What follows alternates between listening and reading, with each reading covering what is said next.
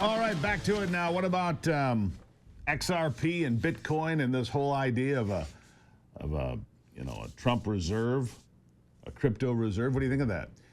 Yael Ossowski is a senior fellow at the Bitcoin Policy Institute, deputy director for the Consumer Choice Center. He's here to help me understand this a little better. Yael, nice to have you here.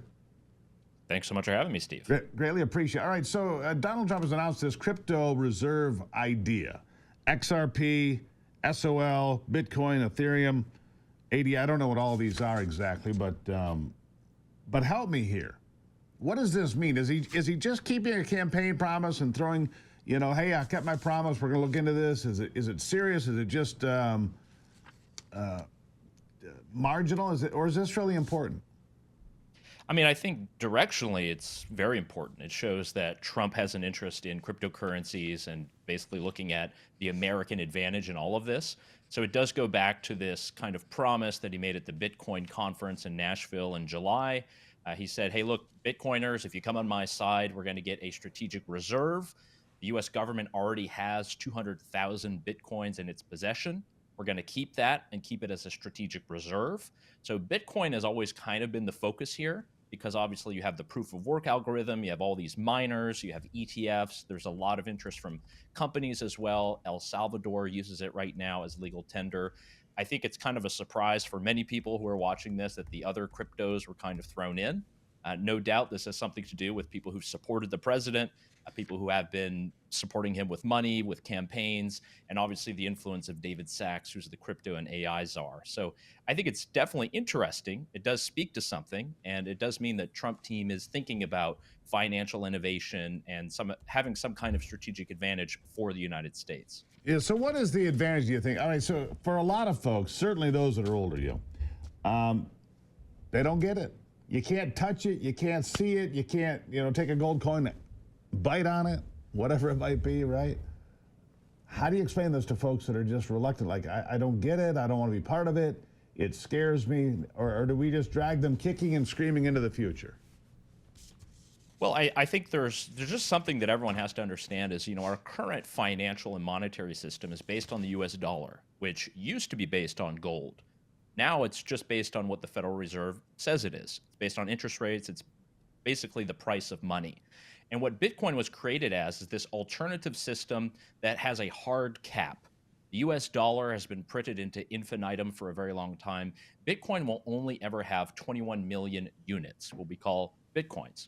And the way that you create these is by using computing power to basically hash these algorithms, and that's how you deliver the rest of the coins. So why is that important? What does that mean? It's actually something that is immensely decentralized. There's no CEO. There's no one who controls it. There's no foundation behind it. It's just a hard money, much like we used to have with gold, but the difference is that you can send it anywhere over the planet for pennies. So I think that is the main difference that we have with this new iteration of cryptocurrencies. Bitcoin was the first one. It's the one that's the most adopted. And now we're seeing that Wall Street has already kind of taken the orange pill. They already have plenty of ETFs and bonds. Many of the investment houses are now saying that many people should be investing in Bitcoin. I think overall, it's just this is a new way to have hard money in the 21st century. And if we look at debt and deficits and just all the troubles that we've had with fiat money, I think it's a very good alternative. So Bitcoin jumped about 10%. I don't even know where Bitcoin is today. Where is it today? We're looking at 92,000, around there. All right. So it got up to almost 110, right? At one point. It did, yeah. Yeah, we got about 100, 110. And what Yael is not offering financial advice. I'm just asking his opinion on the following question. Do you think it'll go back? I think if you just look at demand, there's a lot of people who are buying this. Again, BlackRock, which, for a long time everyone is focused on for ESG stuff, they have their own Bitcoin ETF. They've been funneling billions of dollars into this. We know that the nation of El Salvador has a bunch of Bitcoin. And I think that's what the strategic reserve is kind of about, is also putting the posture of the US versus countries like China and Brazil. They're talking about delinking from the US dollar, from going to a gold-backed currency. If we introduce Bitcoin into it, it's a big difference. So I do think overall there's going to be more adoption. Can't tell you anything about price. I know nothing about that, but I know the technology and I use it. So what about, Bitcoin is the best known, but others are coming into the space, Ethereum. XRP has gotten a lot of traction because of some legal fights that they apparently have won along the way, right? So XRP, some folks I talk to say it's the most versatile of the crypto. Yes or no? It's definitely in the marketing. I don't know if it would be if you would say it's the most versatile. I mean, I obviously am rooting for a specific team here, but I think for Okay, so most of who's the your other team? yeah. Well, my team is obviously Bitcoin, which I think is Right. more important. All these other tokens we have to think about, are owned by companies. There are people, there are faces, there are marketing departments. Bitcoin is the only one that is really effectively decentralized. And that's something that the SEC and the CFTC, this is what they've been discussing is, are these cryptocurrencies decentralized enough to actually be considered alternative cryptocurrencies, or are they just basically tokens that are stocks owned by a certain company? And I think this is where perhaps Trump, came out with the executive order and he's going to talk about all the other cryptos because they might be made in America, but they're just fundamentally different from something like Bitcoin, which has to be mined. You have to put computing power, you have to put actual capital into making it. Whereas many of these others are just kind of hit print on the computer and put it out. So you just don't have that mechanism of control and competition in some of these other chains.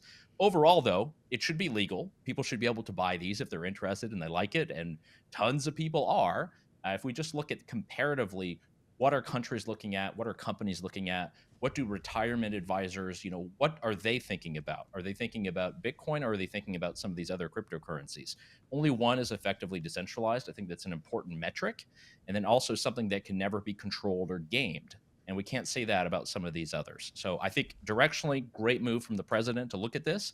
I think we're going to hear more this week. There's going to be a summit at the White House to discuss crypto policy going forward. I'd love to see the ability to also use it to buy and sell, to not have to pay huge capital gains tax, and to Or any have capital a de minimis gains. exemption. Didn't he say no capital gains on crypto? Isn't that one of the things that we talked about on the campaign trail? It is something that he discussed, and we'd love to see it, because right now, if you're an American and you bought a little bit and you file your taxes, you got to pay capital gains tax on that. But many people use it as they can for buying and selling normal things. Right. If you go on Facebook Marketplace, you can use cash, or you can use things like Bitcoin. I greatly appreciate the education. Again, it's not my area of expertise, and it is yours, and I appreciate it. I'm sure we're going to have you back as we continue to map out where this all goes. Thank you so much. Thank you so much, Steve. All the best. Yeah, Yael Ossowski. I'm no expert. I dabble. Maybe that's dangerous. I don't know. Be sure to go get your deal today and support American farmers along the way. PatriotFoods.com. PatriotFoods.com. Man, their website is so much better every single day. They've got beef on sale today. If you're looking for Walmart prices, you're not going to find that, but you're going to find high quality. Look, American farmers have higher regulation, more hoops to jump through than any of these foreign suppliers. Support the home team. PatriotFoods.com. Please do that. PatriotFoods.com. Support the American farmer. Read the label and support the Steve Gruber Show at the same time. I'll be right back.